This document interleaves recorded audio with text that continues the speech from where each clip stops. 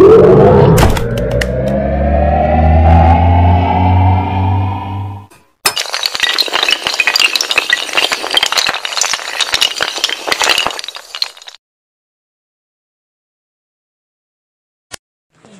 Owais Khan Jadoon Sajjad Khan Jadoon official YouTube channel पर आप सबको खुशामदीद कहता हूं। पाकिस्तान एक मुल्क नहीं बल्कि एक जीती जागती फलती फूलती तहजीब का नाम है। शुमाल में चांदी की तरह चमकते आबशार, फलकबोस पहाड़ और सरसब्ज वादियां, दूसरी जानिब शदीद मौसमों से दो चार आबादियां और उनके दरमियान मुख्तलिफ ज़बानों और रस्म व रिवाज को जिंदा रखने वाली अक़वाम, दूसरी तरफ 5 दरियाओं की सरजमीन निसफ पाकिस्तान, तहजीब व आगही और तहरीक आज़ादी का मरकज पंजाब और वहाँ बसने वाली अक़वाम की मुख्तलिफ बोलियाँ, रस्म व रिवाज और मेले। इसी तरह वादी महरान और वादी बोहलान की कदीम तहजीबें, रिवायात, लिबास और मेहमान नवाजी इस तरह की दलील हैं कि ये मुल्क सिर्फ रियासत ही नहीं, पश्तून, हिंद को पंजाबी, सराइकी, पोठोहारी, सिंधी, बलोची, ब्राहवी, कश्मीरी, बलती, गिलगिती और दीगर जबानों की तहजीब है, जहां सब शीर और शक्कर है। और मुल्क की कौमी जुबान उर्दू ने तमाम तहजीबों को बाहम मरबूत कर रखा है। लेकिन सियासतदानों की बाहम चपकलिश और नफरत ने पाकिस्तानी कौम को और तहजीबों के दरमियान दीवारें खड़ी कर दी हैं और सियासत को खिदमत के बजाय गाली बना दिया गया है। आज हम इन्हीं मौज़ूआत को लेकर अपने मेहमान सज्जाद खान जदून से गुफ्तगू करेंगे। अस्सलामुअलैकुम सर, कैसी तबीयत है अब आपकी? वालेकुम अस्सलाम, अब तबीयत मेरी काफ़ी बेहतर है। सर, आप प्रोग्राम का बाकायदा आगाज करते हैं, ये बताइए आप मौजूदा सियासत को किस नज़र से देखते हैं? देखें, जहाँ तक सियासत की बात है, आपने कहा मौजूदा सियासत को किस नज़र से देखते हैं। मौजूदा नहीं, क़याम पाकिस्तान के बाद से लेकर आज तक सियासत का एक ही तरीकाकार चला आ रहा है, धांधली, धौंस, धमकी और पैसा।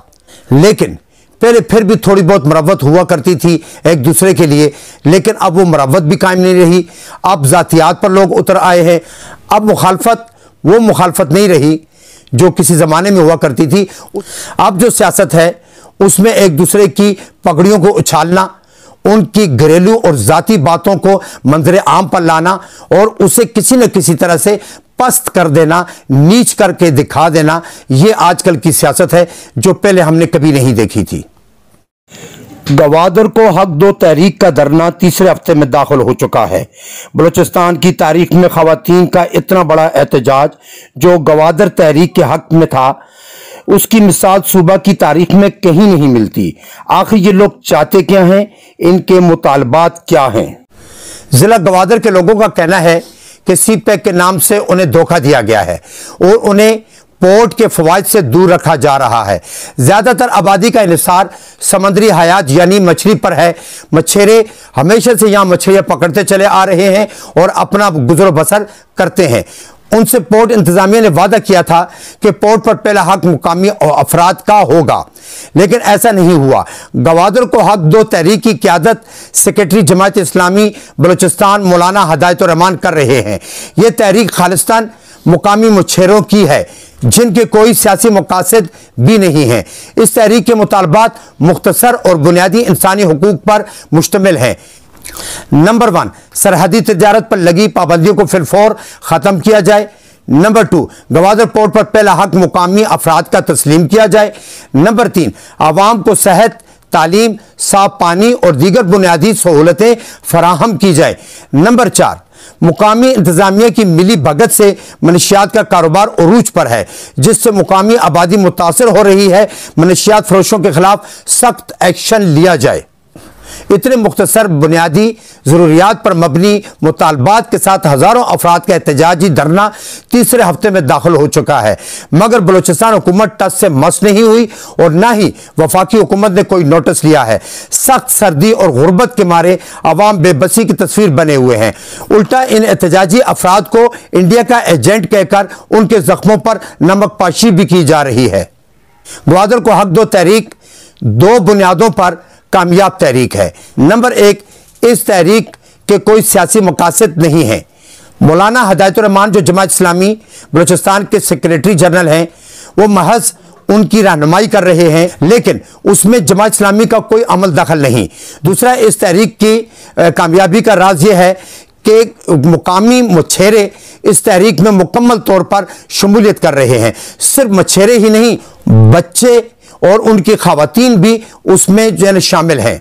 पिछले दिनों बलूचिस्तान की तारीख ने खवातीन का इतना बड़ा एहतजाज देखा कि हज़ारों खवातीन सड़कों पर आ गई और गवादर तहरीक को सपोर्ट करने के लिए हज़ारों की तादाद में खवातीन बाहर आई, सड़कों पर आई और उन्होंने उनके मुतालबात के हक़ में एहतजाज किया कि उनके गवादर तहरीक के जो मुतालबात हैं उनको तस्लीम किया जाए। ये तहरीक खालिस्तान वहां के मुकामी अफराद पर मुश्तमिल है। यहां बाहर से कोई भी उसके अंदर शामिल नहीं है और ना ही कोई सियासी अमल दखल है। ये दो बातें इस तहरीक की कामयाबी की जामिन हैं। नसरा टावर के इन्हिदाम के अदालती हुक्म के हवाले से आप क्या कहना चाहेंगे, जरा इस मामले पर भी रोशनी डाल लीजिए। नसरा टावर शार फैसल पर सिंधी मुस्लिम सोसाइटी का एक हिस्सा है। जब इसको तामीर करने का इजाजतनामा लिया गया तो ये टावर 780 स्क्वायर यार्ड पर मुश्तमिल था। बाद में इर्द गिर्द की सड़क और फुटपाथ को भी इस टावर के एरिया में शामिल कर लिया गया और यूं इसका रकबा 1121 स्क्वायर यार्ड हो गया। इस टावर के बिल्डर्स गिगावाला बिल्डर्स एंड डेवलपर्स हैं।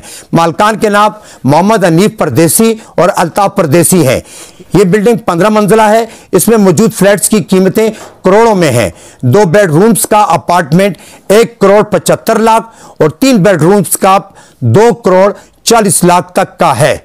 सुप्रीम कोर्ट नसरा टावर की तामीर में जमीन का नाजायज रकबा शामिल करने पर इस टावर को गिराने के अहकाम जारी कर चुकी है और बिल्डर्स को हुक्म दिया है कि अलाटीज को रकम भी वापस की जाए।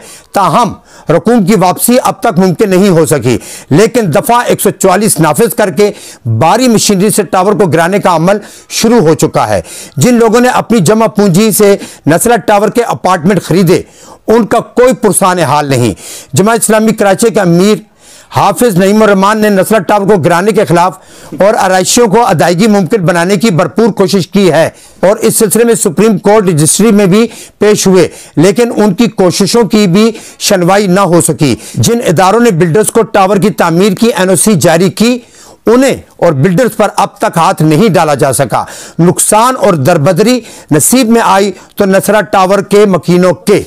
सर, लाहौर के एक हल्का NA 133 पर चंद दिन बाद ज़िमनी इंतखाबात होने जा रहे हैं, लेकिन इससे कबल ही वोटर्स को खरीदने की वीडियो सामने आ रही हैं और इस इलेक्शन में PTI क्यों हिस्सा नहीं ले रही? आखिर ये सारा मामला है क्या? कौंसलर के इंतखाबात हों, सूबाई असम्बलियों या कौमी असम्बली के इंतखाबात हों, सेनेट हो, वजीर आजम का चुनाव हो या सदर का, दोस्त धमकी, ब्लैकमेलिंग, खरीदो फरोख्त हमेशा से पाकिस्तानी सियासत का वतीरा रहा है। आप 1959 के अयूब खान और मादर मिल्लत फातिमा जिन्ना के दरमियान इलेक्शन को ही देख लीजिए। किस तरह कायदे आजम की हमशीरा को बदनाम करने के तरीके अपनाए गए और उन्हें हराने की हर मुमकिन कोशिश की गई और यह तारीख सबके सामने है। यह कोई ढकी छुपी हुई बात नहीं। जब इतनी बड़ी शख्सियत कायदे आजम के बाद फातिमा जिन्ना हमारे लिए बहुत मोहतरम है, उनके साथ जब यह तरीका रवा रखा गया, फिर बाकी लोग किस तरह से इलेक्शन के नाम पर दुश्मनियां निभाते हैं, यह आप हमेशा इलेक्शन में देखते चले आ रहे हैं। जहां तक NA 133 लाहौर के वोटर्स को खरीदने के पाकिस्तान पीपल्स पार्टी और मुस्लिम लीग नून की वीडियोस का ताल्लुक है, यह भी एक बस जहनियत और इलेक्शन जीतने की ओछी हरकत के सिवा कुछ नहीं। ये लोग सीट जीतने के लिए करप्शन का जमा किया हुआ पैसा बेदरेक खर्च करते हैं। ये लोग सीट जीतने के लिए बोरियों के मुंह खोल देते हैं और ये पैसे भी उनके कौन से हक लाल की कमाई है? ये तो कौम का लूटा हुआ माल है जो वो बेदरेक खर्च करते हैं।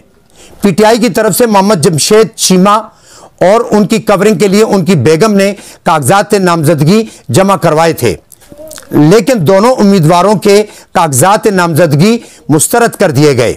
जिसकी वजह यह बताई गई है कि इनका ताल्लुक हल्का 133 से नहीं है, जबकि हमेशा ऐसा होता है कि पंजाब का रहने वाला सिंध में इलेक्शन लड़ता है और सिंध में रहने वाला खैबर पख्तूनख्वा में इलेक्शन लड़ता है।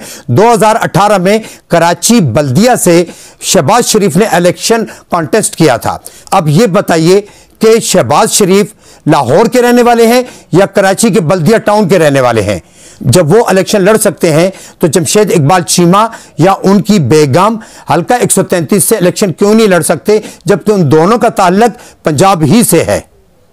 इस्लामाबाद हाई कोर्ट ने साकिब निसार की मुबैना ऑडियो टेप की इंक्वायरी पर कमीशन बिठाने से इनकार कर दिया है। आखिर इसकी क्या वजह है? साबिक चीफ जस्टिस साकिब निसार की मुबैना ऑडियो टेप के हवाले से जब इस्लामाबाद हाई कोर्ट में पिटीशन दाखिल की गई और मुख्तलिफ दरख्वास्तें जब वहां पर दायर की गई तो उनका फैसला सुनाते हुए यह कहा गया है कि आए दिन पाकिस्तान में ऑडियो निकल आती हैं, वीडियोस निकल आती हैं और नए नए मसाइल जन्म लेते हैं। तो हम किस किस मामले पर जो है कमीशन बिठाएंगे या इसकी तहकीक कराएंगे? तो हाई कोर्ट ने इस बात से इनकार नहीं किया, बल्कि उन्होंने कहा कि किस किस मामले पर हम ये कमीशन बिठाते रहेंगे, ये सिलसिला तो खत्म होने वाला नहीं।